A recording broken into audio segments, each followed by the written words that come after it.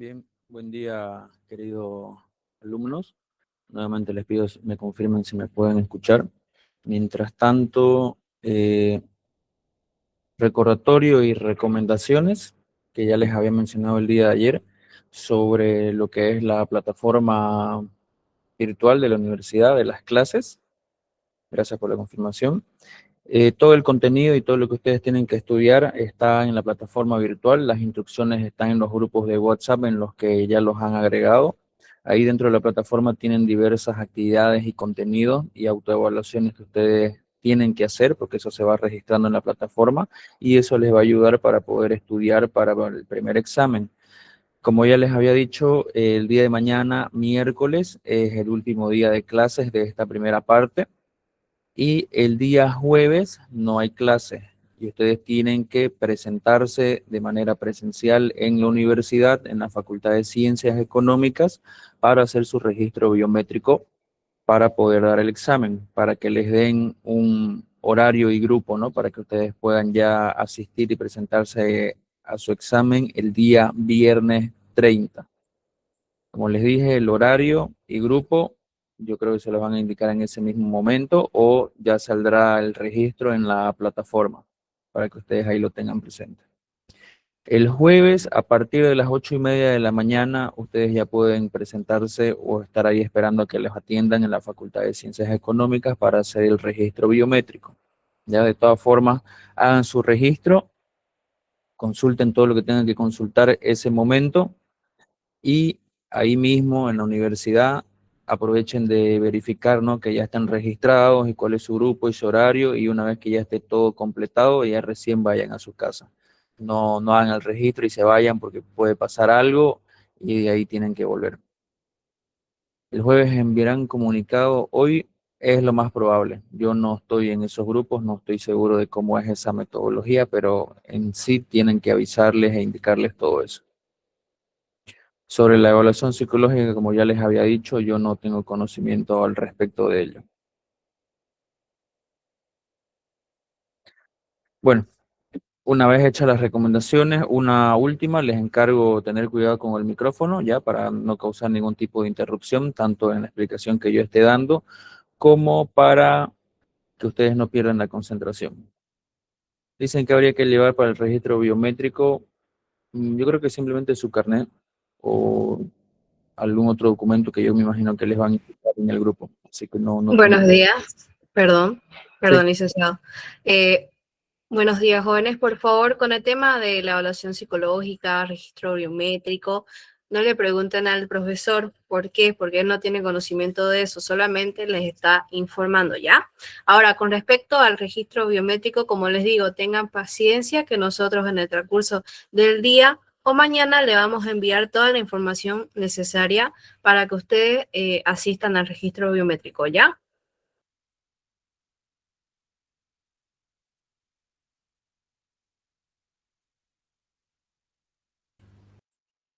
Gracias, Listen Rebeca. Muy bien, entonces vamos a dar inicio a nuestro contenido.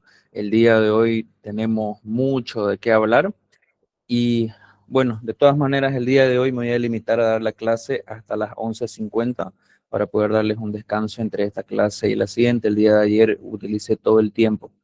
De todas maneras, como el día de mañana lo tenemos un poco más libre y es cuando vamos a hacer el repaso general de todo, si no podemos terminar el desarrollo de hoy día, ya voy a utilizar un poco o los primeros 20 minutos del día de mañana para terminar el avance y ya entraríamos en lo que es el repaso general.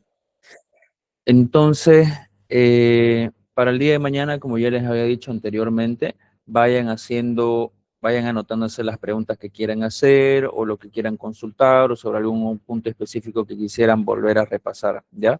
Para que ustedes puedan ir dejándolo en el chat o en el momento en que yo los indique y ya yo pueda ir punto por punto y vamos a ir repasando las diapositivas. La unidad 3 la pueden pasar, yo no tengo acceso ni dominio de la plataforma, ya eso lo hace la parte administrativa y son ellos quienes se encargan de subir el contenido conforme se van desarrollando las clases. Entonces, ahora sí. Bueno, revisamos nuestro índice general. Seguimos en el tema 3, que es el último tema de esta primera parte. Ya vimos las bases fisiológicas, las bases sociales de la conducta, y hoy vamos a entrar en lo que sería la personalidad.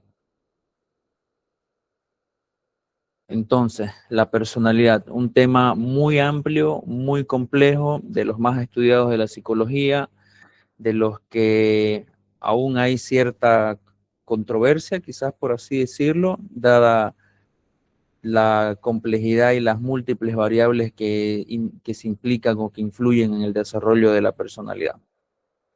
Entonces, empecemos con esto. El ser humano, en su afán de descubrir la unidad estructural del ser humano y entre las innumerables diferencias individuales, había opinión compartida entre médicos y filósofos, ¿ya? Ellos tenían una opinión de que las características psíquicas y la estrecha relación con los elementos físicos constitutivos determinaban la personalidad. Entonces, ¿qué quiere decir esto? Que dada la curiosidad del ser humano por entender el comportamiento humano o lo que es la personalidad, lo que define qué es el ser humano o por qué es como es o por qué cada persona tiene su forma de ser, estaba fundamentado y basado en la combinación, un momento, ahora sí, estaba basado en la combinación de elementos tanto físicos como psíquicos. Entonces, aquí ya adelantándome un poquito en la explicación, las teorías comienzan con que la fisiología y así también como la misma historia de la persona, la combinación de estos dos elementos constituían o conforman la personalidad. Entonces, la unión de estos dos aspectos o de estos dos elementos son los que determinan la personalidad de una persona y que son la explicación de por qué una persona tiene una forma de ser y es como es, ¿no? Con sus particularidades y sus individualidades que las diferencian en gran o en mayor medida de todos los demás. Entonces, lo primero que surgió respecto a esto fueron las teorías tipológicas, que es lo primero que vamos a revisar. Entonces, comencemos con esto. La noción de tipo se refiere a una agrupación de rasgos característicos, ¿ya? Tipo se refiere a una especie de modelo, o sea, un modelo, un molde, ¿ya? Un conjunto de características físicas y psíquicas que implican cierta unidad. O sea, un modelo es como decir un ejemplo que tiene ciertas características, ciertas cualidades particulares o específicas, ¿ya? Que definen, en este caso, un tipo de personalidad, ¿ya? Como expliqué, que esto está basado inicialmente en la fisiología y la psiquis de la persona. Entonces, la tipología es una agrupación bajo un común denominador, ¿ya? Son características preponderantes de las personas, reúne y clasifica la gran variedad de rasgos corporales y comportamientos habituales manifestados en el ser humano conforme a cada tipo. Entonces, continuando con la explicación que les estaba diciendo, lo que decía esta teoría de la tipología es que de acuerdo a la morfología física de la persona, más la agrupación de características de comportamiento en modelos clasificados y específicos, es como se podía identificar y determinar los tipos de personalidad. Para que esto se pueda entender mejor, sigo avanzando. Y lo primero que tenemos dentro de esta teoría es la tipología de Kretschmer, ¿ya? En donde Kretschmer propuso o categorizó tres tipos de tipología. El tipo pícnico, tipo lexonómico y tipo atlético. Entonces, para poder dar una mejor explicación, aquí en la parte derecha ven una imagen de tres varones, en este caso, con cuerpos distintos. Pero estos cuerpos tienen ciertas características. Tenemos uno que es más robusto, otro que es más alto y delgado, y otro que puede considerarse que es un intermedio, ¿no? Entonces, a eso se refiere con la constitución o morfología fisiológica, que es uno de los elementos que según esta teoría de la tipología determinaban cierto tipo de personalidad o comportamiento en las personas. Entonces, de acuerdo a esta tipología, que es la primera que vamos a ver, de Kretschmer, él determinaba que de acuerdo a estos tipos de morfología, habían comportamientos específicos. Entonces, a través de esto se intentaba categorizar los tipos de personalidad para justificar por qué las personas tienen comportamientos determinados. Entonces, entremos en esto. Dentro de la tipología de Kretschmer tenemos primero el tipo pícnico. Vamos a ver las características físicas y temperamentales de estas tipologías, ¿ya? El primero, el pícnico, dentro de sus características físicas, indica que son personas con una morfología de baja estatura, rechonchos, rostro rollizo, cuello grueso y corto, hombros y pechos redondeados, manos cortas y anchas. Entonces, esta teoría de tipología de Kretschmer, en su tipo pícnico, indicaba o categorizaba a este tipo de personas, o mejor dicho, decía que este tipo de personas, dentro de sus rasgos temperamental, o sea, su forma de ser, su forma de actuar, reaccionar, tendían a ser, o en realidad estaban categorizadas en personas que son locuaces, o sea, de fácil, que tienen, que son extrovertidos, o sea, que hablan fácil, tienen facilidad de palabra, ¿ya? Son personas mayormente alegres, son humoristas, personas tranquilas, más sentimentales, apacibles, o sea, tranquilos, y que gozan de las buenas comodidades y de las buenas comidas. O sea, son personas que disfrutan de los placeres de la vida. Entonces, antes de continuar entrando en esto, vuelvo a explicarlo. La teoría de las tipologías fue una de las primeras, o si no la primera, en explicar la conformación o explicar la personalidad, cómo se forma la personalidad o en qué está basada la personalidad del ser humano o de cada individuo, ¿ya?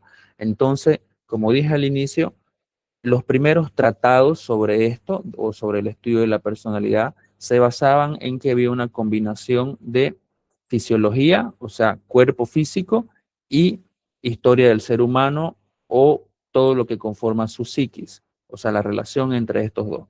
Entonces, ya con este primer ejemplo vemos que de acuerdo a las características físicas que puede tener una persona, va a tener un determinado tipo de comportamiento. Entonces, a eso se refiere a lo físico y lo temperamental, ¿ya? Lo físico es la forma del cuerpo, su constitución física, y lo temperamental se refiere ya al comportamiento y conducta de este tipo de morfología. A eso es a lo que se refiere esta teoría, ¿ya? Entonces, el siguiente sería el tipo leptosónico. Dentro de las características físicas indica que son altos, muy delgados, con pecho relativamente estrecho, brazos y piernas delgados, cara alargada y manos y pies estirados. Y sus características temperamentales o de comportamiento indica que este tipo de personas suelen ser tranquilos, reservados, taciturnos, poco sociables, sin mucho sentido del humor, suelen ser personas extravagantes, mayormente pueden ser tímidos, temerosos, hipersensibles, quisquillosos y agitados. Entonces, ya en este punto yo les hago la cuestión. Ya dando esta explicación, me imagino que ustedes ya deben estar asociándolo a algún tipo de persona que conocen, que tiene estas características y de cierta manera o en cierto grado cumple con estas características, ¿no? Una persona que son el gordito amiguero o la persona que es súper alta y delgada, pero suele ser una persona más reservada. Sí hay un buen grado de determinación de estas teorías, pero sin embargo eso lo vamos a confirmar finalizando esta parte, si es totalmente cierto o no. Entonces, el siguiente tipo de tipología de Kretschmer es el tipo atlético. Dentro de sus características físicas, destacan que tienen una musculatura y huesos bastante desarrollados, suelen tener estatura media o superior a la media, hombros anchos, tórax amplio, extremidades largas y a pesar de ¿cómo se dice? De la distribución corporal que puedan tener entre su torso y sus piernas, aunque sus piernas se vean delgadas, suelen tener piernas bastante fuertes y resistentes. Y dentro de las características temperamentales de este tipo, ya son personas que son reposados, pasivos, suelen presentar afectividad estable, suelen ser personas tenaces, ya tranquilas, de poco hablar, de escasa imaginación, pero con mucha seguridad y mucha fuerza en su carácter. Hasta aquí, ¿alguna preguntita respecto a esto? Algo que quizás no se haya entendido para que podamos entrar y comprender mejor esta teoría de las tipologías. Muy bien, de todas maneras lo vuelvo a repetir. Estamos hablando de la personalidad, del estudio de la personalidad. La personalidad define mucho también el comportamiento humano, como ya les había dicho, siempre que estemos hablando de cualquier tema o área de psicología, siempre el principal objeto de estudio es y va a ser el comportamiento humano. Entonces, dentro de lo que es la personalidad también está el comportamiento humano y esta primera teoría de la tipología trataba de explicar el comportamiento humano a través de categorías, ¿ya? O modelos específicos. Entonces, el tipo atlético, el tipo lepsónico y el pícnico, dentro de esta teoría de tipologías. Entonces, quería decir que las personas que encajaban en estos modelos, por ejemplo, el tipo atlético, iba a tener estas características físicas y estas características de comportamiento. No entiendo la pregunta, ¿cuál es el técnico?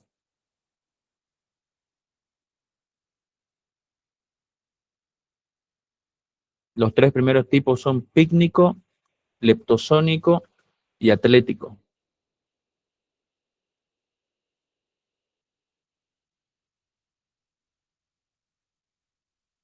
Luego tenemos las tipologías de Sheldon, que es otro autor que también trabajó dentro de lo que es la teoría de las tipologías, junto con Kretschmer. O sea, el tipo que es robusto, pícnico. Ese es el tipo pícnico dentro de la teoría dentro de las tipologías de Kretschmer. Ahora, las tipologías de Sheldon comparten mucha similitud con las tipologías de Kretschmer, solo que tiene otras connotaciones, ¿ya? Las tipologías que propuso Sheldon son el tipo endomorfo, el tipo mesomorfo y tipo ectomorfo. Me imagino que alguna vez ya han visto estas terminologías, al menos los que hacen ejercicio y van al gimnasio, ya han visto quizás este tipo de composiciones o constituciones corporales. El tipo endomorfo, ¿ya? Que sería el robusto, se destaca por las siguientes características. Predominan las formas redondeadas y las vísceras digestivas, o sea, un vientre grande. ¿Ya? Dentro de las características comportamentales, ya son lentos de reacción, tienen un gusto por las comodidades, placer por el comer, son personas bastante tolerantes, tienen mucha sociabilidad bajo la influencia del alcohol, son dependientes de otro ante dificultades, tienen tendencia a murmuración, placidez y tranquilidad. Entonces, si bien hay ciertas similitudes, hay otro tipo de comportamientos propuestos por Sheldon. ¿Ya? Aquí arriba me acabo de dar cuenta que me equivoqué. Esto es la tipología de Sheldon, ¿ya? Como está aquí en el título. Tipología de Sheldon, endomorfo, mesomorfo y ectomorfo. Entonces, esa era la primera tipología que propuso Sheldon, ¿ya? Luego tenemos el mesomorfo, que las características físicas predominan las estructuras somáticas, ya huesos, músculos y tejidos conjuntivos. ¿Qué significa estructuras somáticas? Un físico más desarrollado que el del promedio, tanto en musculatura, en masa ósea y otro tipo de tejido. Dentro de sus características temperamentales o de comportamiento, dice que duermen poco, tienen un deseo por dominar, necesidad de acción, gusto por las actividades físicas, ya presentan extraversión, modales directos y atrevidos, presentan agresividad bajo influencia del alcohol y tienen un gusto por el riesgo y el azar. Entonces, el mesomorfo es el equivalente al tipo atlético en la de Kretschmer, pero esto es la tipología de Sheldon. Entonces, ya nosotros podemos ir asociando quizás personas que conocemos que son muy atléticas o que basta con que hagan un poco de ejercicio y ya su cuerpo reacciona de manera rápida, los músculos se desarrollan bastante rápido, pero según dentro de esta teoría y esta tipología, este tipo de personas dentro de su personalidad presentan estas características de comportamiento. Luego tenemos la última tipología propuesta por Sheldon, ¿ya? Que sería el ectomorfo, que físicamente predomina el cerebro, la delicadeza de todo el cuerpo y extremidades bastante largas.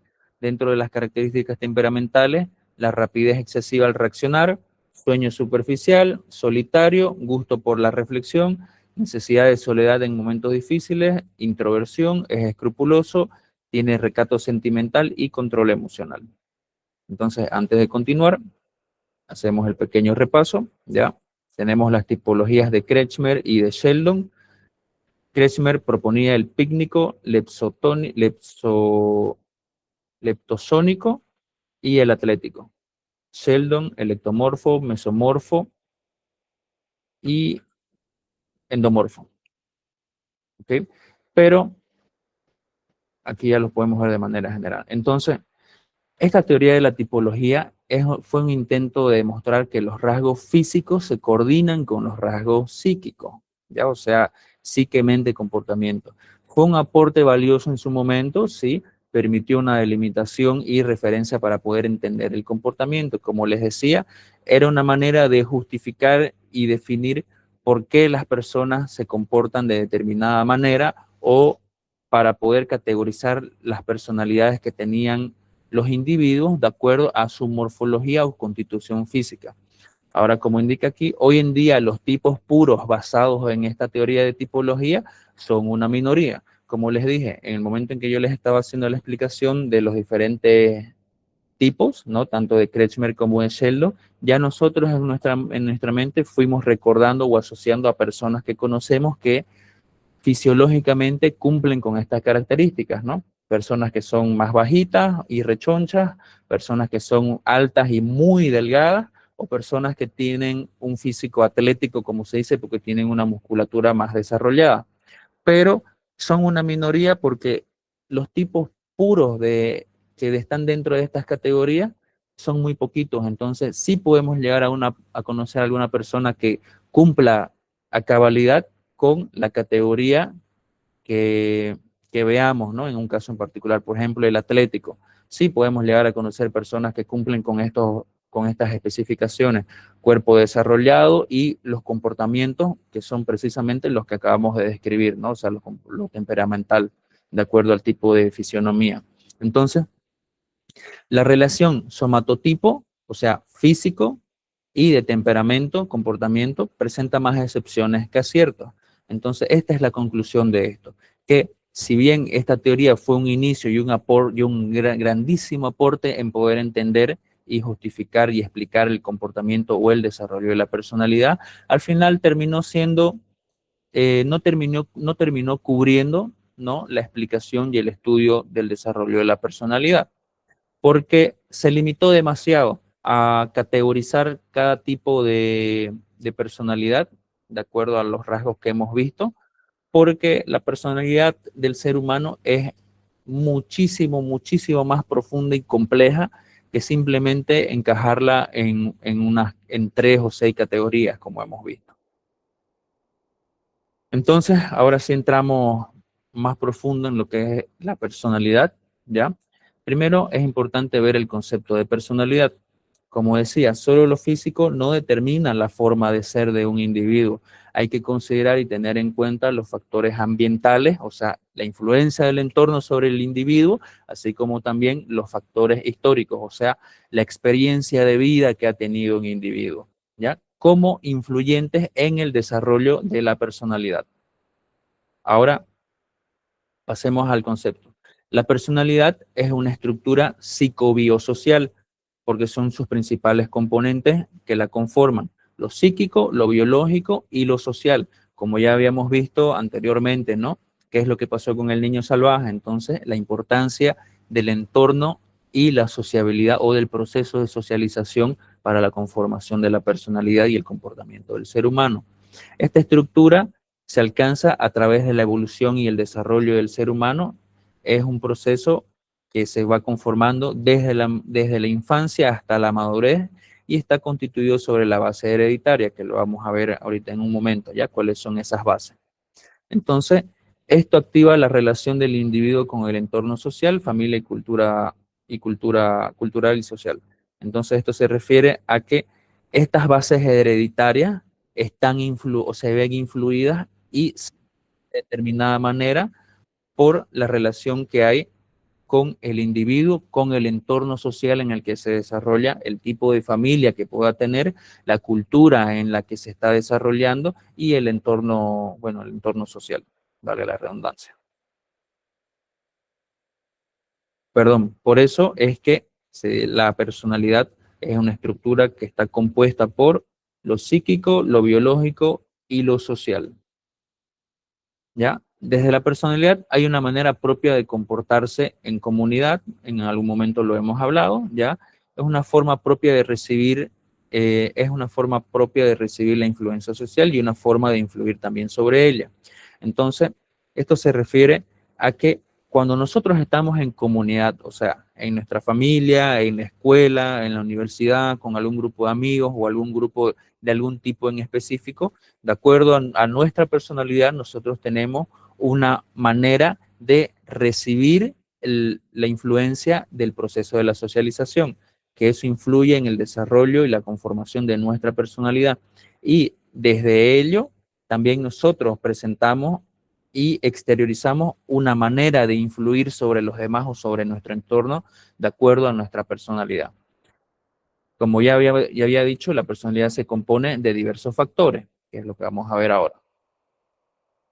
Pero primero hay que entender que es casi imposible determinar todos estos factores en su totalidad, ¿ya? Y mucho menos precisar la proporción de influencia. ¿Qué significa esto? Como les dije, la personalidad es un fenómeno extremadamente complejo y profundo, presenta demasiados matices y es muy difícil definir o medir, ¿ya? O sea, definir y determinar exactamente cuál es la cantidad de elementos que influyen y comprenden la formación de la personalidad, ¿ya?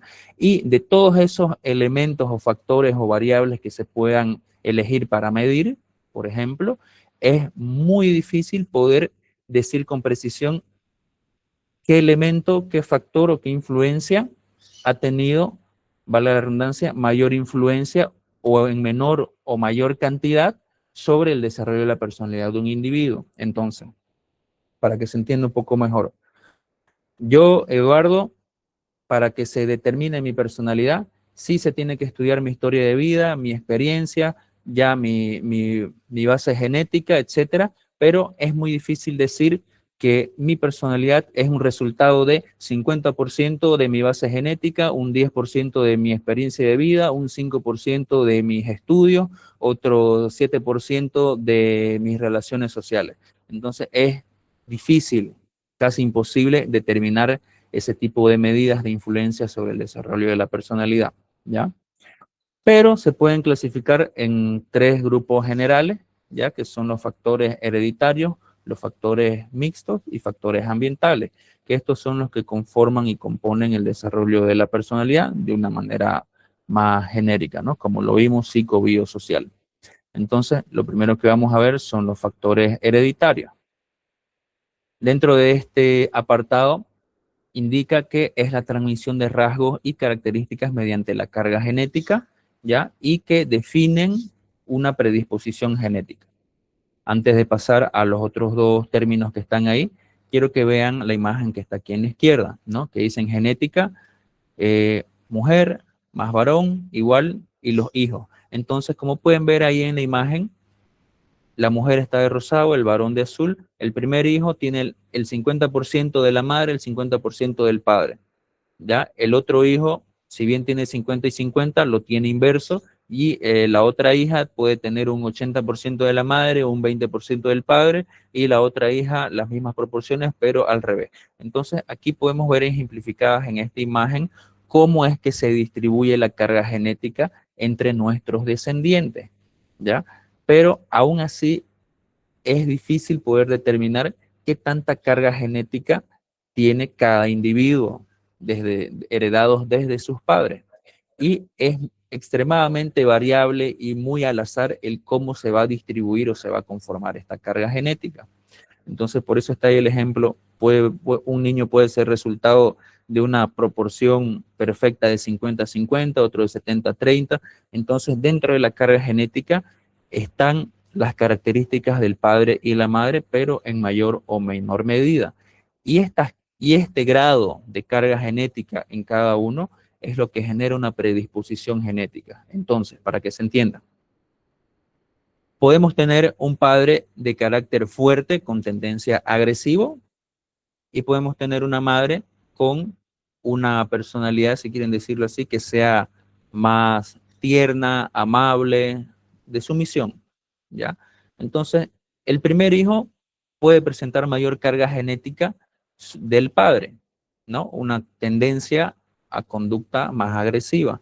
Entonces, ahí ya hay una predisposición genética. Entonces, adelantándome, de acuerdo al desarrollo, entorno y experiencia que tenga este niño con mayor carga genética del padre, ¿no? De tendencia agresiva, se va a determinar o se va a terminar de definir si es que esta persona va a tener exactamente el mismo grado de agresión, de agresividad que tiene el padre, pero influenciado por el entorno.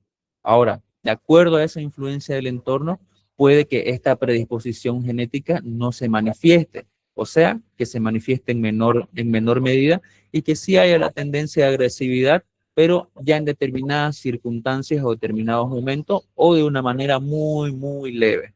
Lo mismo sucede con la madre. Pongamos el ejemplo de un hijo que hereda una carga genética más grande de la madre. Entonces puede ser una persona más pasiva, más sumisa, más tranquila, más cariñosa, pero eso se puede ver influenciado, ¿no? O activado por el entorno o la influencia del entorno, que puede ser que esto se manifieste en gran medida, que sea una persona muy carismática, muy amable, muy empática, muy sensible, o todo lo contrario, que pueda ser una persona que esté más cerca de un equilibrio emocional, ¿no? Ahora, dentro de lo que es la predisposición genética, tenemos lo que es la herencia biológica y lo que es la herencia psicológica, dentro de los factores hereditarios. Entonces, la herencia biológica, como ya estábamos viendo, es la carga genética que se transmite mediante las cadenas del ADN. ¿Qué es el ADN? Es el ácido desoxirribonucleico. ¿Ya? Las cadenas de ADN están compuestas por diferentes componentes bioquímicos o proteínas, si no recuerdo mal, ¿ya? Dentro de estas cadenas de ADN están las instrucciones genéticas que son transmitidas de una generación a la siguiente. Como les había dicho en algún momento que estábamos hablando de este punto, por ejemplo, un polluelo de cualquier tipo de ave, ¿ya? Llega a determinado momento en el que crece, le crecen las plumas y todo lo demás, y él instintivamente, de manera innata, se lanza del nido y empieza a volar. Entonces, ¿cómo es que aprendió eso? ¿Dónde está ese aprendizaje? Eso está dentro de su carga genética, dentro de la carga genética de su especie, dentro de la especie del ave que tiene la capacidad de volar. Lo mismo les había dado el ejemplo con el caballo.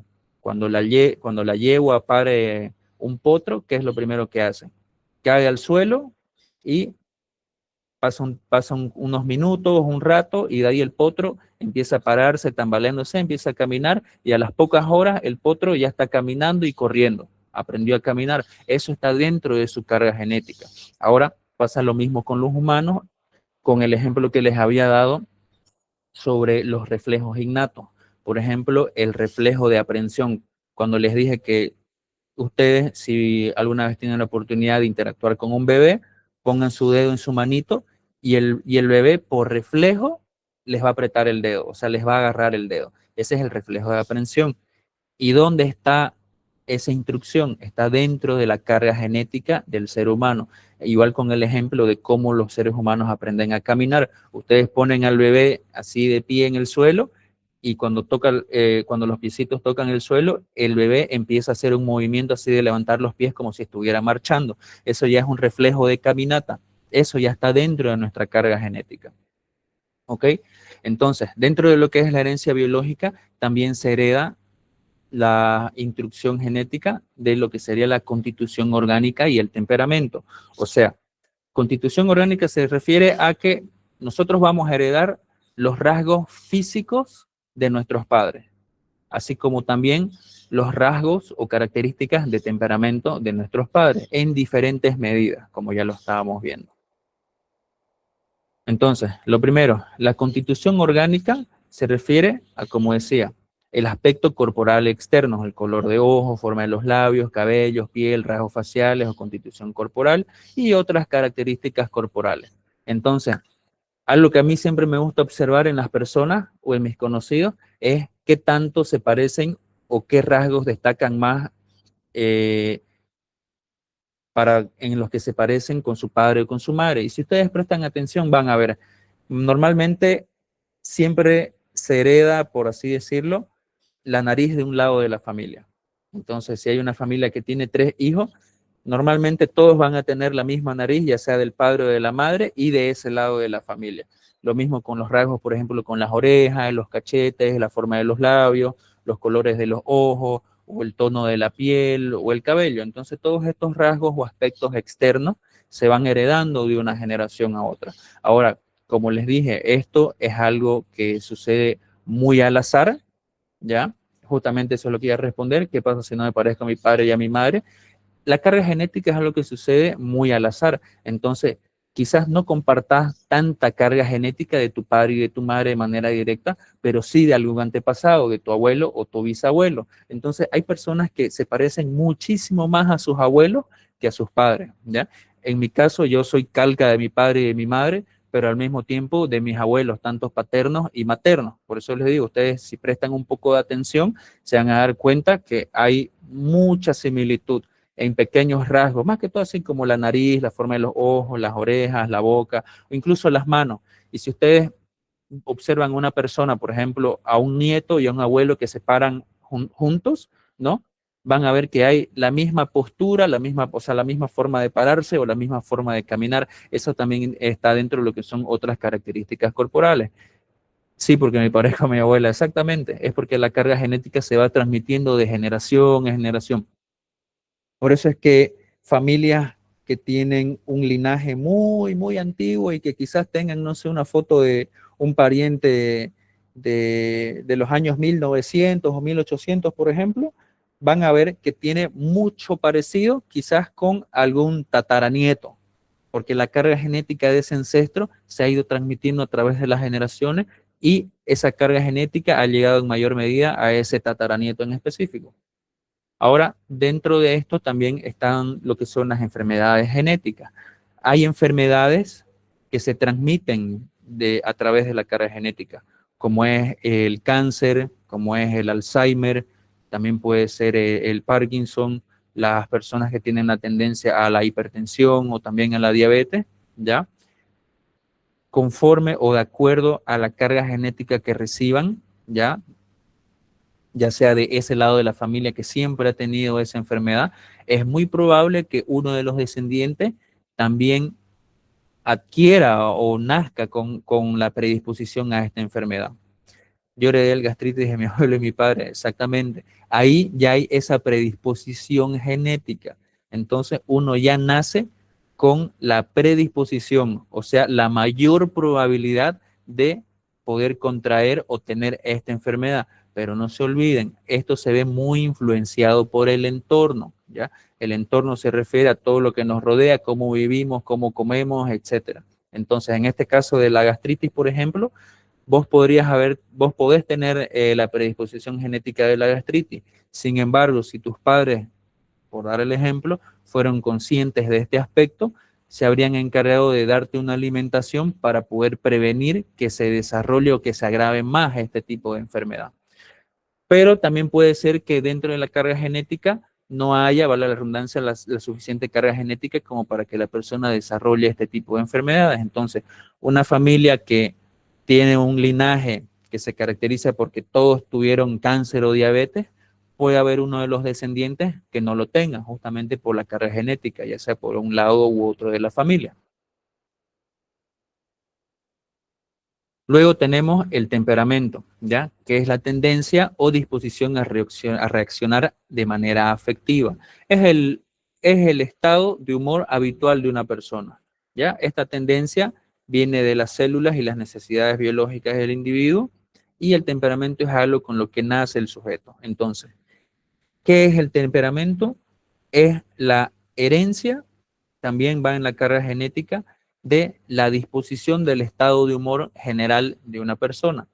Entonces, hay personas que de manera natural tienen mayor tendencia a ser muy entusiastas, u otros tienden a ser más apáticos.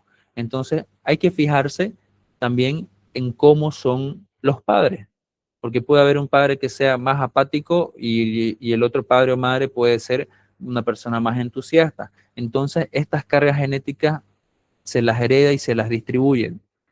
Pero el temperamento es más que es también la forma en la que uno reacciona. Entonces, por eso hace un momento en la anterior diapositiva decía que un hijo puede heredar, por ejemplo, las características de agresividad de un padre. Normalmente los hombres tenemos mayor tendencia a la agresividad, pero eso es producto de mayor carga de testosterona, ¿no?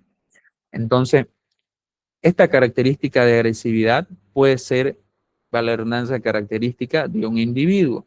Es una manera de reaccionar de manera natural. Entonces, siempre puede ser una persona que vos le decís algo o atraviesa cierta situación y su forma normal, natural de reaccionar siempre va a ser con cierta agresividad, con cierta imposición. O que tienden a ser más sumisas, más pasivas, más tranquilas. Esto también lo heredamos a través de la carga genética. Ahora vamos con lo que es la herencia psicológica, que esto es mucho más complejo y difícil de determinar por todo lo que comprenden, ¿ya? Es una influencia que ejerce el medio sobre el comportamiento, es la manera de ser de cada persona, y la mayoría de los rasgos resultan de la combinación de múltiples genes. Entonces, la herencia psicológica sí está acompañada de la carga genética y la predisposición genética de la persona, como lo estábamos viendo en el temperamento. Solo que la herencia psicológica en específico es más difícil de determinar, ¿ya? Porque también, como ya hemos dicho, hay mucha influencia sobre el medio en estos aspectos o elementos que conforman la personalidad. Entrando un poquito más en este aspecto psicológico, hay trastornos mentales que se pueden heredar, ¿ya? Pero no es que, no, lo que pasa es que mi abuelo sufría de esquizofrenia y yo también soy esquizofrénico. No es necesariamente así. Es como en el ejemplo anterior, se va heredando la carga genética que predispone a la persona, ¿ya? Predispone a la persona a una mayor probabilidad de desarrollar este tipo de trastorno. Entonces, sí puede haber un historial familiar de esquizofrenia, sin embargo, alguno de los descendientes puede que tenga la predisposición de herencia psicológica y genética a desarrollar una esquizofrenia. Sin embargo, de acuerdo al estilo de vida, el entorno favorable, etcétera, puede que esto no se desarrolle en ningún momento de su vida y lleve una vida, como se dice, normal. ¿Ok? Dentro de lo que es la herencia psicológica está también la inteligencia, el desarrollo de la inteligencia y los estados afectivos. La inteligencia es la capacidad del individuo para resolver adecuadamente situaciones nuevas que se le presentan. Los hijos no heredan necesariamente la inteligencia de los padres, sino que el desarrollo de la inteligencia también depende mucho del entorno. Como habíamos visto, ¿no? En la teoría de Piaget del desarrollo de la inteligencia, hay mucha influencia del medio social y de la cultura. Sin embargo, sí hay carga genética para tener una predisposición a desarrollar una inteligencia más amplia, ¿ya? Pero eso también se va a ver influenciado por el entorno. Puede que haya una persona que tenga una predisposición muy alta para desarrollar una gran inteligencia, sin embargo, el entorno no fue favorable. Entonces, esta carga genética o predisposición no se manifestó en todo su potencial. Algunos estados afectivos, como, bueno, que son los sentimientos y emociones que caracterizan a una familia, va con esto de la herencia psicológica. Ustedes se van a dar cuenta si prestan también atención a la manera de comportarse de su familia o quizás la familia de una persona que ustedes conocen, ¿ya? Comparten sentimientos o emociones, actitudes o formas de reaccionar ante determinadas situaciones. A mí siempre me gusta mucho decir que cada familia tiene su personalidad, porque al menos para mí es verdad. Entonces, dentro de esas personalidades de la familia, puede haber rasgos de depresión, rasgos de entusiasmo, de agresión y otro tipo de comportamientos o emociones, como ya se los estaba explicando hace un momento, ¿no? Entonces, hay familias, para dar un ejemplo más sencillo, hay familias que entre ellos o tienen la tendencia de un comportamiento mucho más afectivo, mucho más cariñoso, más expresivo, todos son más cercanos entre todos ellos, ¿no? Y en general todo el círculo familiar comparte esa característica. O como puede haber familias que tienen mayor reactividad o impulsividad o agresividad y todos los miembros de la familia comparten ese rasgo. Entonces, cuando todos se juntan, siempre hay conflicto. Entonces, en ese sentido va la explicación de esto, que hay familias que se caracterizan, ¿no?, por ciertos comportamientos o tienen como su propia personalidad, por así decirlo, y que esto también se va generando, perdón, se va heredando de una generación a otra. Luego tenemos los factores mixtos, ¿no?, que es la interacción entre lo hereditario y lo ambiental. Entonces, como ya estábamos diciendo, hay una carga genética, una carga genética, ya, para lo que son los factores o la herencia psicológica, la herencia biológica, que hacen una predisposición. ¿Qué es la predisposición? La materia prima, la cual va a definir la probabilidad de que se desarrolle cierto tipo de conducta o cierto tipo de personalidad, si quieren verlo así, ¿ya? Entonces, dentro de los factores mixtos, vamos a ver primero lo que es el carácter, que es el conjunto de rasgos que singularizan al hombre en su conducta. Pero aquí cabe hacer una aclaración para no caer en la confusión típica y normal entre carácter y temperamento. Entonces veamos qué es cada uno. El temperamento es el estado de humor habitual, es una disposición de reacción y casi no se modifica. Entonces, como ya hemos visto, el temperamento se hereda, ¿ya? Es el estado de humor normal de una persona, ya sea una persona que tiene una tendencia a la depresión, o sea entusiasta, o sea agresiva. De manera innata y natural, la persona va a mantener ese temperamento a lo largo de toda su vida y muy difícilmente se va a modificar. Sí puede presentar ciertas variaciones en el sentido de que se puede aumentar la manifestación del tipo de temperamento o disminuir un poco, pero por norma general siempre se va a mantener relativamente estable a lo largo de toda la vida de una persona. Entonces, quizás hayan escuchado a sus padres o a sus abuelos hablar sobre algún hermano, no, si él desde chiquito siempre fue malo y hasta ahora en viejo sigue siendo malo. Entonces, es la tendencia a la reactividad o a la reacción de manera agresiva, ¿ya? O es el estado de humor normal. Él desde chiquito siempre fue aburrido o nunca fue cariñoso. Entonces, se hace referencia a esto con ese tipo de comentarios. Y, como les digo, no sufre muchas modificaciones, no sufre muchos cambios a través del desarrollo de la persona o incluso a través de la influencia del entorno. A diferencia del carácter, que el carácter es lo que nosotros adquirimos a través de nuestras experiencias y vivencias para regular nuestro comportamiento, y el carácter sí lo podemos modificar. Entonces, el temperamento es lo innato, es con lo que nacemos, ¿ya? Es con la predisposición natural que ya tenemos para nuestra reacción, estado de humor, emociones, etcétera. Pero el carácter es lo que nosotros vamos aprendiendo a través de nuestras experiencias que nos permiten regular el temperamento. Y el carácter nosotros lo podemos ir modificando de manera voluntaria a través de nuestra vida. Entonces, si una persona tiene problemas por tener un carácter agresivo y trabaja sobre sí mismo, va a desarrollar un carácter que le permite regular esa agresividad para poder tener un comportamiento más adecuado en determinadas situaciones donde se manifieste esa tendencia o conducta agresiva. Luego tenemos los factores ambientales, ¿ya?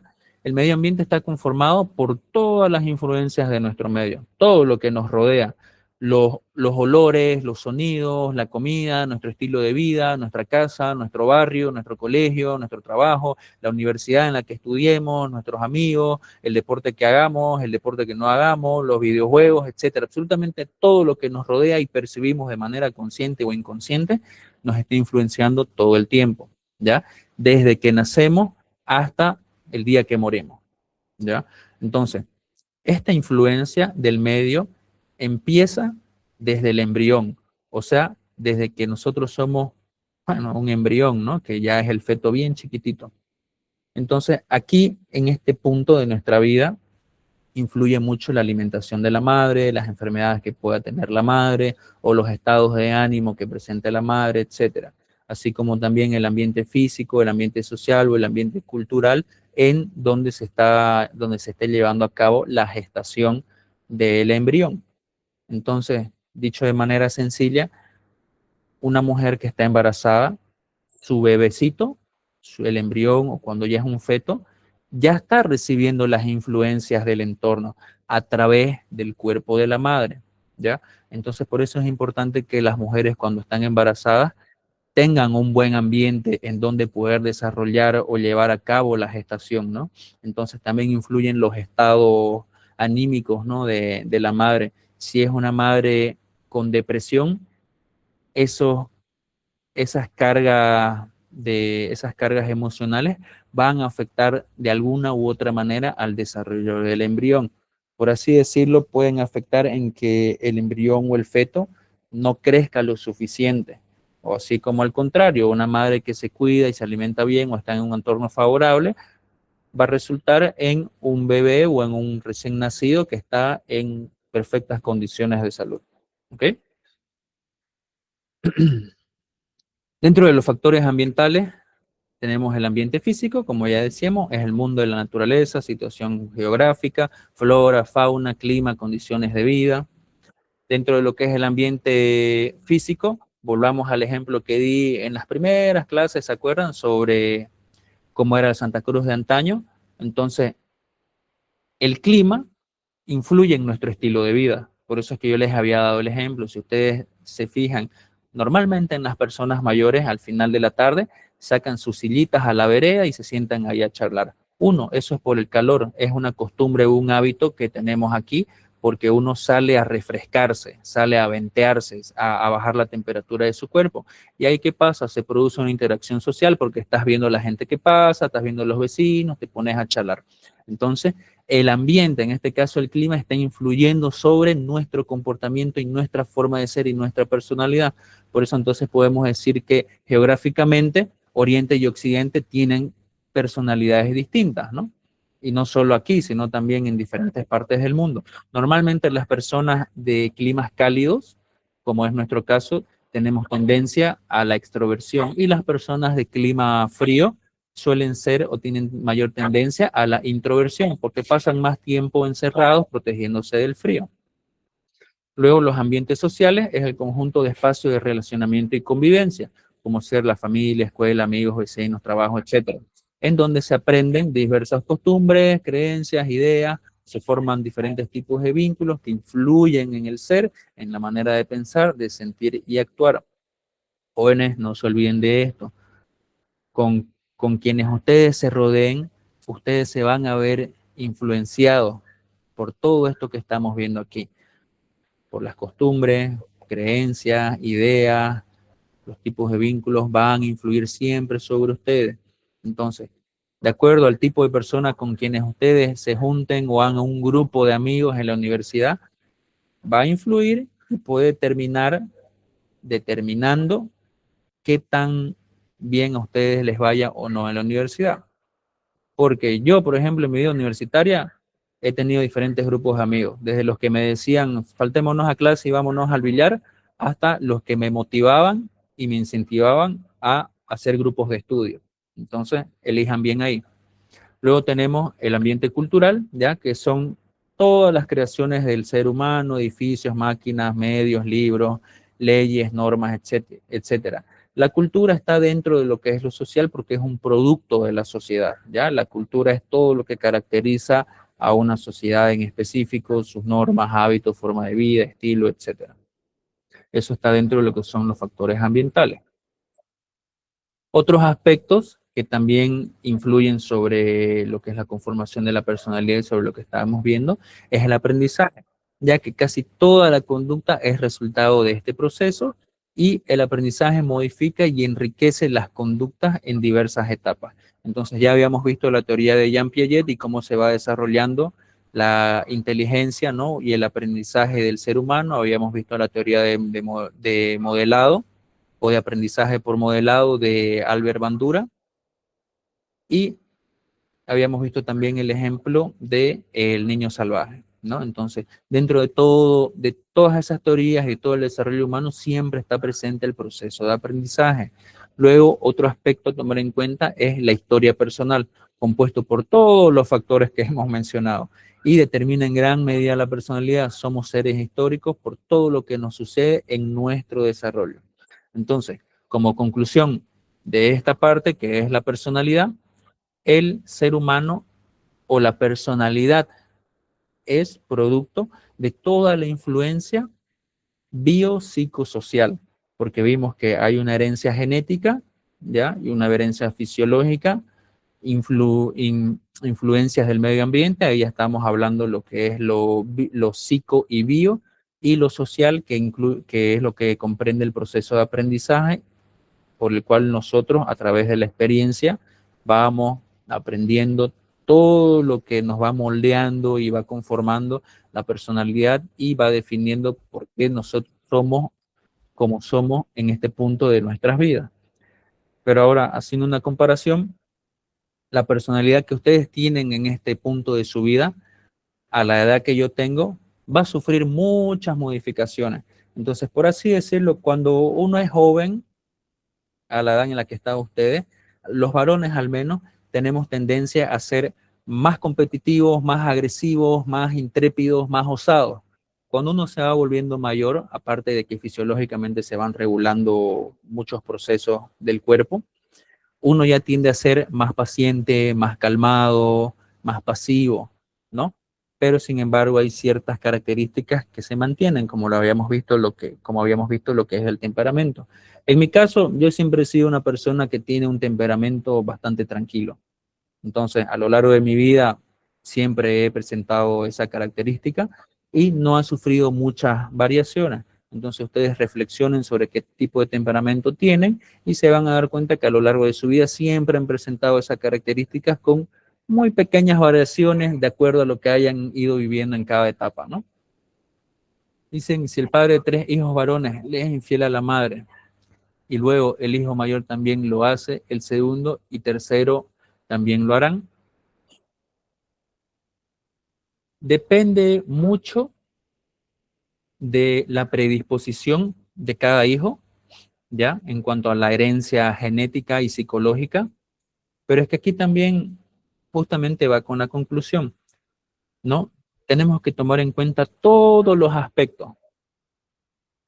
Primero, carga genética. Entonces, si uno de los hijos, en este caso el mayor, tiene una mayor carga genética heredada desde el padre, entonces hay mayor predisposición a que se repita la conducta.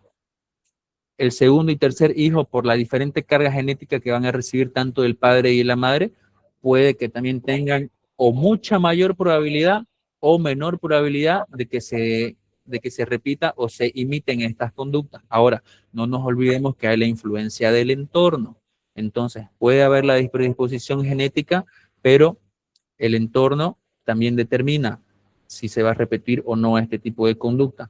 ¿De acuerdo a qué? Al proceso del aprendizaje y la interiorización del proceso de socialización, o sea, de la cultura, de los valores, de las normas, de lo que está moralmente correcto o incorrecto. Así que también puede darse que haya la carga genética con mayor predisposición a que se imite la conducta. Sin embargo, por la influencia del entorno, de la cultura, de la sociedad en la que está, puede que se cohiba o se anule o se limite esta predisposición y no se vuelva a repetir la conducta. pero es algo muy difícil de decir, ¿no? O sea, si hubo el padre infiel por estudiar a tres hijos, es muy difícil decir el hijo del medio es el que va a ser infiel y al final resultó el hijo menor. Es algo muy difícil de determinar, por eso es algo que se explicaba al inicio. Es muy complicado definir en qué medida influye en cada uno de los aspectos que hemos visto en la conformación de la personalidad. ¿Por qué el mayor tiene la capacidad de tener la genética del padre? Es solo un ejemplo, ¿ya? De hecho, puede resultar que el primogénito no tenga mucha carga genética del padre y la madre, sino que heredó mayor carga genética de los abuelos, como es mi caso. Yo soy el hijo mayor, pero yo no comparto muchas similitudes en cuanto a temperamento con mi padre y con mi madre. Los comparto con mis abuelos maternos. Soy idéntico a ellos. También influye la empatía, es decir, al ver a la madre triste, puedo desarrollar la fobia al amor por miedo, sufrir como la madre o también el deseo de nunca ser como su padre, ¿no? Claro, justamente es lo que estaba explicando ahorita, ¿no? Que no nos olvidemos que hay la influencia del entorno. Lo que pasa es que entiendan esto, chicos. No podemos estudiar la personalidad desde un solo aspecto. O sea, no podemos decir la persona va a ser infiel por su carga genética, porque estamos dejando de lado la herencia psicológica y la herencia y la influencia del entorno, la influencia del aprendizaje, la influencia del proceso de socialización. Entonces tenemos que ver la personalidad y el estudio del ser humano como el conjunto, o sea, la convergencia, la unión de todos estos aspectos. ¿Cuáles son? Lo biopsicosocial, biológico, psicológico y social. Esos tres componentes de manera íntegra son los que componen la personalidad. No podemos definirla en un solo aspecto o por un solo elemento. Con razón me dicen que me parezco más a mi mamá por los rasgos de la cara y el humor. Claro, ahora también puede darse que, como les dije en el momento, va a depender también de la afinidad que tenga un hijo, ya sea con el padre o la madre, o incluso con otro miembro de la familia cercana, con un abuelo, con un tío, ¿no? Entonces, por eso les digo, es difícil determinar de quién se ha recibido mayor carga genética y que se genere esa afinidad, pero también hay que tomar en cuenta la influencia del entorno, estilo de vida, etcétera. Es bastante complejo. Muy bien, entonces pasemos a lo que es el desarrollo de la personalidad, ¿ya? La importancia de la historia en la conformación de la personalidad. El ser humano, en sus diferentes etapas, experimenta varios cambios, ¿ya? La personalidad es un producto de un proceso, como ahorita les estaba explicando, es un producto de un proceso biopsicosocial en la que intervienen factores innatos, otros de carácter adquirido y tienen una naturaleza que es social y cultural. Como les decía, no podemos definir o entender la personalidad desde un solo elemento, porque también está influenciado por los otros y así de manera íntegra, de manera convergente, viceversa, pero están ahí todos al mismo tiempo, ¿ya? Y tiene una importancia fundamental las relaciones y la interacción que tienen también las personas, como lo estábamos hablando en este momento. Entonces, la primera etapa de la conformación de la personalidad es la gestación, ¿ya? En donde las influencias biológicas, empiezan desde la gestación hasta el nacimiento, o sea, desde que ya se forma el embrión hasta el momento en que nace el ser humano, ¿ya? Todo esto se determina por el ser físico, ya es la experiencia o la experimentación de sensaciones que conforman la estructura de la personalidad. Toda esta influencia es una influencia de lo hereditario y el ambiente y se transmite a través de la madre y sus experiencias. Bueno, básicamente, como lo expliqué hace un momento, el desarrollo de la personalidad empieza a partir de que se forma el embrión, porque ya está recibiendo influencia fisiológica, influencia corporal desde el entorno. ¿Cuál es su entorno? El vientre materno, ¿ya? Y también desde dónde está recibiendo influencia externa, a través de la madre, a través de las experiencias de la madre. Entonces, como les decía, en la etapa de gestación de una mujer influye mucho en el desarrollo del feto, del bebé, el entorno favorable o desfavorable en el que se encuentra la madre. Y esto puede resultar tanto en un bebé saludable como en un bebé que presente ciertas dificultades o quizás ciertas enfermedades. Luego, cuando se sigue desarrollando el niño o el ser humano, perdón,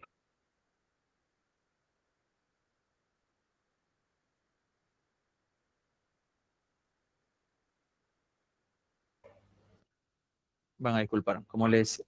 Luego, cuando crece el niño, entran en la etapa de la primera infancia, que comprende el primer año de vida. Aquí tiene mucha importancia la relación de la madre con el niño, ¿ya? Se pueden dar diferencias en los rasgos de, o sea, hay diferencias en los rasgos de la conducta maternal que se refiere al trato y cuidados con el bebé. Entonces, aunque no lo crean y no parezca, hay madres que sin darse cuenta quizás tienden a ser más distantes o frías con sus hijos, ¿ya? O sea, sí los cuidan, los amamantan, pero puede que no sean como otras madres que son mucho más expresivas, cariñosas, amorosas y tengan un trato mucho más maternal con el bebé. ¿Qué dice? Perdón, se me fue el internet, ¿me puede mostrar la conclusión de la historia personal y el aprendizaje? Lamentablemente no, porque no nos queda mucho tiempo y todavía tengo mucho que avanzar. Entonces, les decía, puede haber diferencias de los rasgos de la conducta maternal, una madre distante como una madre mucho más cercana y atenta, ¿no? Y este tipo de tratos y cuidados con el bebé influyen también en el desarrollo inicial de la personalidad de una persona cuando es bebé. Entonces, la intervención de la madre con el medio, ¿ya? Va a determinar va a determinar cuánto está influenciado el niño, por ejemplo, por las tensiones, la tranquilidad, el movimiento o la calma que haya en el entorno. Prácticamente en esta etapa, el ser humano depende totalmente de la madre. O sea, el niño absorbe y vive todo a través de las experiencias de la madre. Es la madre quien regula al bebé, quien regula la experiencia del exterior, ¿ya? Y esto tiene una influencia muy importante en los cimientos de lo que va a ser la personalidad del niño y del futuro adulto. Luego, en el segundo año de vida, hay un aumento de diferencias individuales. Esto se refiere a que el niño ya va presentando características particulares o singulares de sí mismo. Ya entonces se va notando los primeros indicios de su propia personalidad, que ya se va diferenciando de lo que es la influencia o la intervención de la madre. Entonces, aquí es importante la influencia del medio social para el desarrollo del lenguaje del niño. Aquí hace referencia al niño salvaje. Ya vimos qué es lo que pasó con el niño salvaje al crecer en un entorno totalmente, bueno, salvaje en el monte, ¿no? Cuál fue el aprendizaje o el desarrollo que tuvo este ser humano y en qué concluyó. Aquí es donde también se empieza a dar lo que es el aprendizaje por imitación y modelado, ¿no? O sea, el niño empieza a imitar todo lo que está viendo de los adultos y ahí, a través de eso es que se va formando la adquisición de hábitos, actitudes, forma de pensar y cultura. Ya el entorno social, el primer entorno social está influenciando en la personalidad.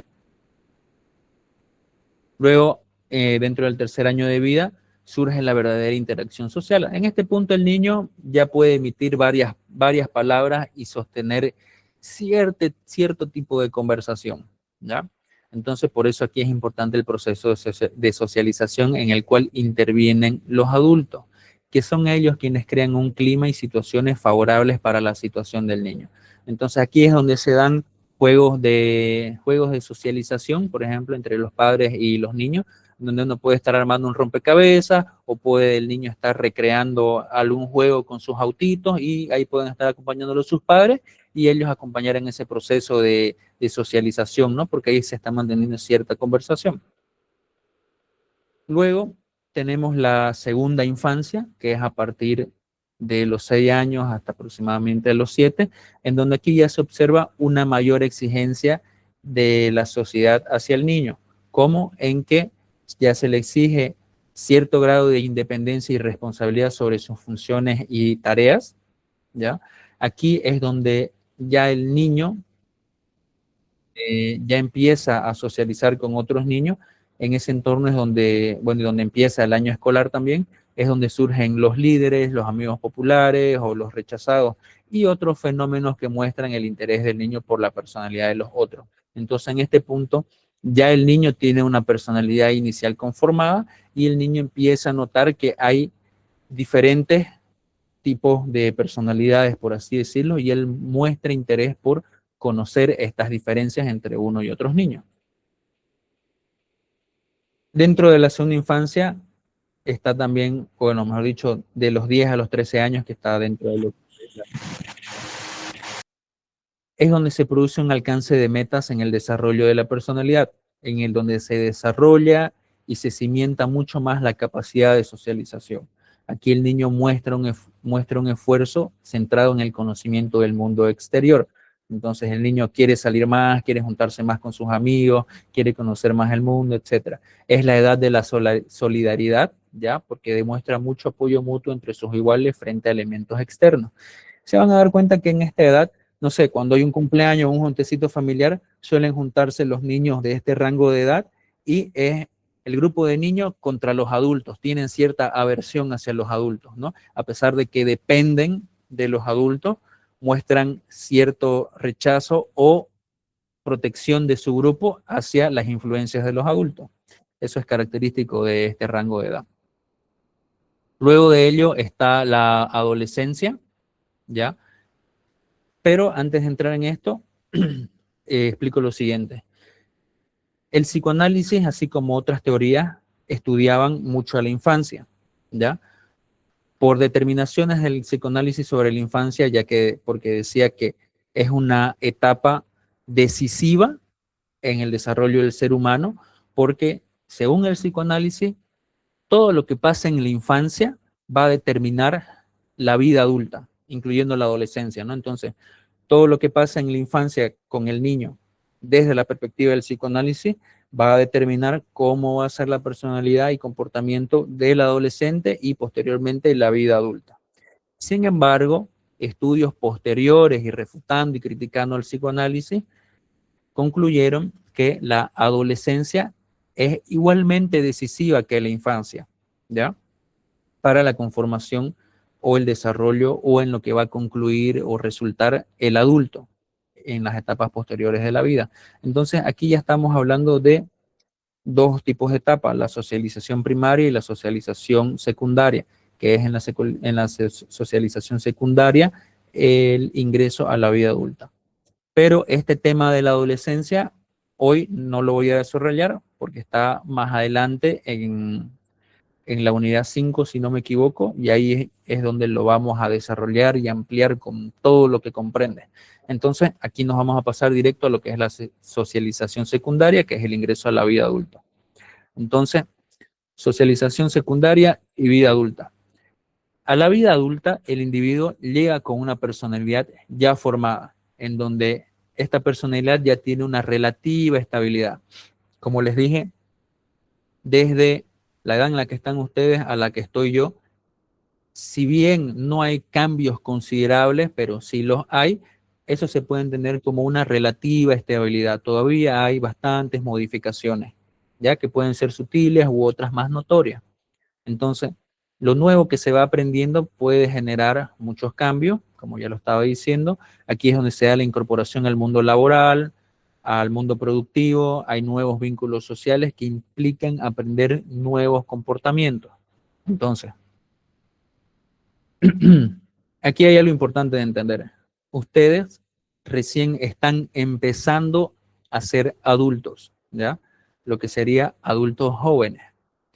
Entonces, ustedes ya están entrando con una personalidad ya definida y casi totalmente formada. Pero todavía va a surgir ciertos cambios hasta aproximadamente cuando ustedes cumplan unos 30 años, en donde ya la personalidad va a estar totalmente conformada y de ahí en adelante va a sufrir cambios muy, pero muy mínimos, ¿ya? Entonces, desde donde están ustedes hasta donde estoy yo, va a haber algunos cambios todavía dentro de lo que es su personalidad. Pero ya hay más adelante, o conforme va creciendo y madurando el ser humano, la personalidad se va estabilizando y cimentando mucho más. Ahora, con lo que dice que es la incorporación al mundo laboral, bueno, ustedes todavía tienen una etapa previa antes de entrar aquí, pero entrar en este mundo, así como en el mundo universitario, va a implicar que generen nuevos vínculos y que tengan que aprender nuevos comportamientos para poder adaptarse a las exigencias de estos entornos sociales. Ahora, la socialización primaria, que es todo lo que vimos hace un momento, va a determinar en gran o menor medida la madurez con la que el adulto va a enfrentar su nueva realidad y responsabilidad. Entonces, volvamos a lo que son los aspectos de influencia, tanto históricos, de experiencia, biológicos, etcétera. Entonces, como se haya conformado, haya ido desarrollando la personalidad del individuo en la infancia y la adolescencia, esto va a determinar mucho en gran medida con qué tanta madurez o el tipo de reacción o el poder afrontar a ciertas exigencias va a tener el adulto joven, en este caso ustedes, que van a afrontar una nueva realidad que es la universidad, pero de acuerdo a la forma en la que se hayan criado ustedes, por decirlo de una manera sencilla, ustedes mismos van a poder ver y experimentar qué capacidad tienen para poder afrontar esas nuevas exigencias. Sin embargo, como les dije en algún momento, sí hay una brecha abismal entre lo que es la vida escolar y la vida universitaria y tristemente no hay un puente adecuado para hacer la transición desde lo escolar a lo universitario. Y eso yo se los digo desde este momento, no es igual las exigencias y las responsabilidades y la manera de interactuar con las personas en el mundo universitario es totalmente distinto, llega a ser incluso exigente, hay más presión, hay mayor grado de estrés, ¿no? En ese punto. Y se van a dar cuenta que quizás no hayan tenido la formación cultural o familiar o educativa en el colegio necesaria para poder afrontar esta nueva realidad. Sin embargo, sí se puede aprender y uno sí se puede adaptar, no nos olvidemos del proceso de asimilación y acomodación, porque ustedes van a intentar primero acomodar estos nuevos esquemas a los que ustedes ya conocen y posteriormente van a generar la acomodación, que es la generación o creación de nuevos esquemas que les van a permitir adaptarse a estas nuevas exigencias y entornos. Muy bien, no es por desanimarlos, simplemente les estoy explicando lo que es la realidad, pero den su mejor esfuerzo en ese sentido. Luego tenemos la socialización terciaria, que sería la etapa de la vejez, cuando ya uno es anciano. Esta etapa inicia muchas veces con una crisis personal, otra crisis personal en la vida, como si ya no fuera suficiente la de la adolescencia y la de la juventud. El mundo social pasa a restringirse y a volverse monótono. ¿Por qué? Porque el anciano, por sus limitaciones físicas o la limitación de las capacidades por la degradación del estado físico o anímico que sufre el ser humano en esta etapa, empieza a estar un poco más aislado y marginado. ¿Ya? Entonces, esto está dentro de lo que son las principales problemáticas de las personas de la tercera edad. El individuo se ve obligado a abandonar comportamientos que ha aprendido a lo largo de su vida y en muchos casos debe dejar grupos a los que pertenecía hasta ese momento y sufre una desocialización, por lo cual el adulto mayor debe lograr una resocialización, adaptarse a un mundo social totalmente distinto al que nosotros conocemos actualmente cada uno en la etapa de vida en la que está, ¿ya? Está conformado por problemas sociales y puramente convencionales, ¿ya? Es común que a las personas de tercera edad se les demuestre un trato paternalista, sobreprotector, lo cual puede terminar en que se lo margine de roles ¿no?, que él cumplía cuando era un adulto más joven y se le empieza a subestimar sus capacidades. Y aquí hay algo, los que todavía tengan a sus abuelos vivos o conozcan a algún adulto mayor, dense el tiempo de sentarse con ellos y conversar con ellos y preguntarles cosas de su vida, ¿no? Qué experiencias han tenido, cómo han resolvido cierto tipo de situaciones, y se van a impresionar, uno, de la conciencia plena que tienen estas personas en la edad en la que están. Como les había dicho alguna vez, el ser humano, conforme va madurando y va creciendo, va tomando mayor conciencia de la realidad, empieza a ver las cosas con la realidad que tienen, o sea, empieza a ver las cosas de la manera real en la que son, incluso mucho más, ¿no? Hay una, como se dice, una sobrecontemplación de la realidad. Entonces, por eso en algún momento yo les dije, la conciencia de la realidad que yo tengo en este punto de mi vida puede ser y quizás sea mucho mayor a la que ustedes tengan en ese momento de su vida, en el momento actual de su vida, porque cuando yo tenía 20 años no me interesaban ni percibía ni era consciente de las cosas de las que soy actualmente. Entonces yo siempre me pongo a pensar qué nivel de conciencia voy a tener yo cuando tenga 60 años, por ejemplo, ¿no? Con todas las cosas que ya he vivido y experimentado. Hagan lo que les dije, charlen con un adulto mayor y se van a impresionar de la conciencia, de la inteligencia o la capacidad que ellos tienen. Son personas realmente increíbles. Entonces, para poder prevenir ciertos malestares en esta edad, hay factores de prevención para lograr una buena salud, una buena autoestima, o mejor dicho, los factores de prevención para poder tener una vejez adecuada y saludable, ya es el logro de una buena salud, que eso se va construyendo a través del tiempo desde que uno es joven, el poder formar o construir o desarrollar una autoestima saludable, una estabilidad económica, una estabilidad profesional y social, ¿ya? Mantener los lazos familiares y sociales y una actitud abierta hacia el futuro. Entonces, todo esto que acabo de mencionar son factores que pueden prevenir que uno termine aislado y marginado cuando uno es un anciano. Entonces uno tiene que cuidar y desarrollar todos estos aspectos para que cuando uno sea anciano pueda tener una vejez digna, como se dice, ¿no? Entonces, por ejemplo, para mí el peor lugar del mundo para un anciano es un asilo, porque para mí al menos eso implica el abandono del adulto mayor, porque lo estás aislando, lo estás marginando. ¿De qué? De los lazos familiares o quizás los lazos sociales que mantiene en el círculo familiar o en el lugar donde vive. ¿Ok? Entonces, por eso es importante cuidar los vínculos sociales, los vínculos familiares y todos estos factores de prevención que se están mencionando. Otros factores que contribuyen a la prevención son el contacto con la realidad para evitar el aislamiento y la marginación y la necesidad, perdón, y con esto se puede entender que actualmente hay una gran necesidad de creación de espacios para el desarrollo sano del adulto mayor. Entonces, algo que he visto, quizás no recientemente, pero es que muchos adultos mayores, o sea, de 60 años en adelante, han empezado a ir al gimnasio, han empezado su vida fitness a esa edad. Y es algo de admirar y sorprender, porque yo digo, yo a mis 70 años quisiera estar en el gimnasio levantando pesas, no importa si son de 1 kilo, ¿no? Pero aquí ya hay un proceso de socialización y de integración del adulto mayor en la sociedad. Claro que ellos tienen su propio círculo de socialización y de interacción, pero eso ya es un factor de prevención para evitar que el aislamiento y la marginación, para poder tener una vejez con dignidad y plenitud. Entonces, yo creo que quizás en Instagram o en TikTok ya les va a aparecer el contenido de adultos mayores, ¿no? Que mantienen una vida fitness, que están socializando, que crean contenido incluso. Entonces, eso es muy bueno.